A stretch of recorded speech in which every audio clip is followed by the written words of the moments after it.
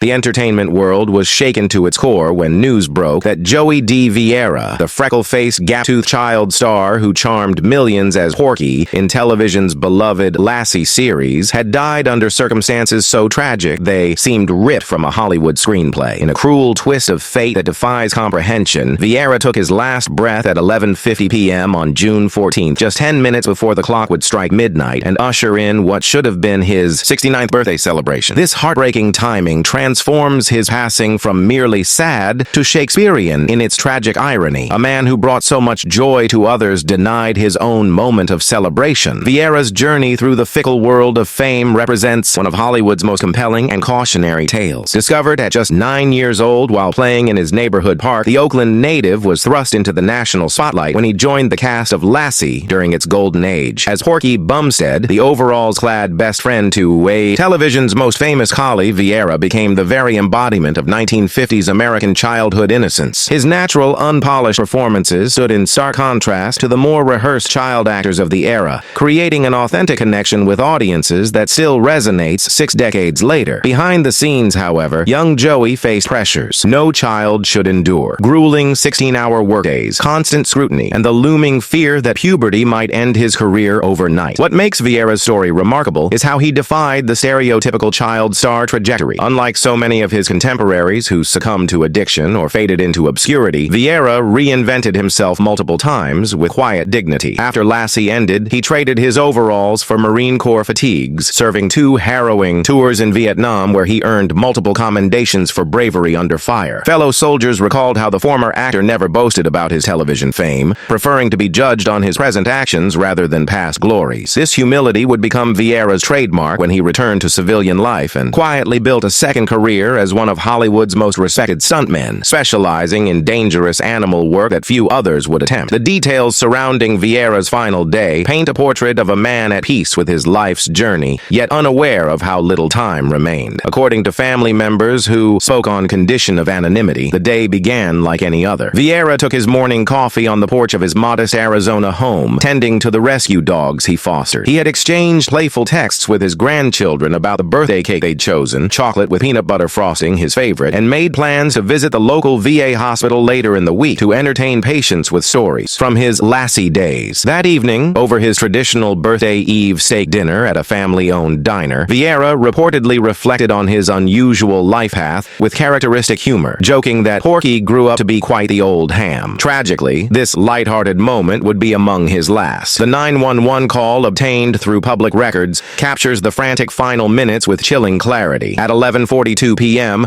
a breathless Vera can be heard telling the dispatcher, "Something's not right, my chest," before his speech becomes garbled. The call lasts just 2 minutes and 17 seconds, ending abruptly with a thud that first responders would later identify as the sound of Vera collapsing onto the bathroom tiles. What makes this especially devastating is the timestamp showing emergency. Services arriving at 12:01 a.m., exactly 1 minute into what should have been his birthday. Paramedics worked desperately for 14 minutes but could not revive him. The official cause of death was listed as cardiac arrest, though the lack of autopsy, per the family's wishes, has fueled endless speculation in online forums. This tragedy takes on deeper resonance when examining the fates of Vera's Lassi co-stars, a pattern so unsettling it spawned conspiracy theories about a Lassi curse. Of the 7 main child actors who appeared during the show's golden age, 1954-1964, 5 met untimely ends. John Shepard, 1954-55 season, died in a mysterious single-car crash at 25. Todd Farrell, 1956-57, succumbed to drug addiction at 31. Andy Clyde, who played Cully Wilson, suffered severe dementia in later years. Cloris Leachman, while living to 94, outlived 3 of her own children. Only June Lockhart, Ruth Martin, and John Provost, Timmy, enjoyed relatively stable later years. Veterinarians have noted this mortality pattern actually mirrors the unusually short lifespan of rough collies, the breed that played Lassi, adding another eerie layer to the so-called curse. Industry psychologists suggest the explanation may be more mundane, but equally tragic. The particular pressures faced by child actors in the uncontrolled early days of television, when long work hours, lack of tutoring, and exposure to adult situations created perfect conditions for later life struggles. The aftermath of Vera's passing reveals how deeply his work impacted American culture. Across social media platforms, fans shared vivid memories of watching Porky's adventures, how his character taught them about kindness, perseverance, and the special bond between between children and animals. At the former Rudd Studio Ranch, where much of Lassi was filmed, now a shopping center, mourners created spontaneous memorials with dog toys, vintage TV guides, and handwritten notes. Perhaps the most poignant tribute came from Guide Dogs for the Blind, which reported a 32% increase in volunteer applications in the weeks following Viera's death,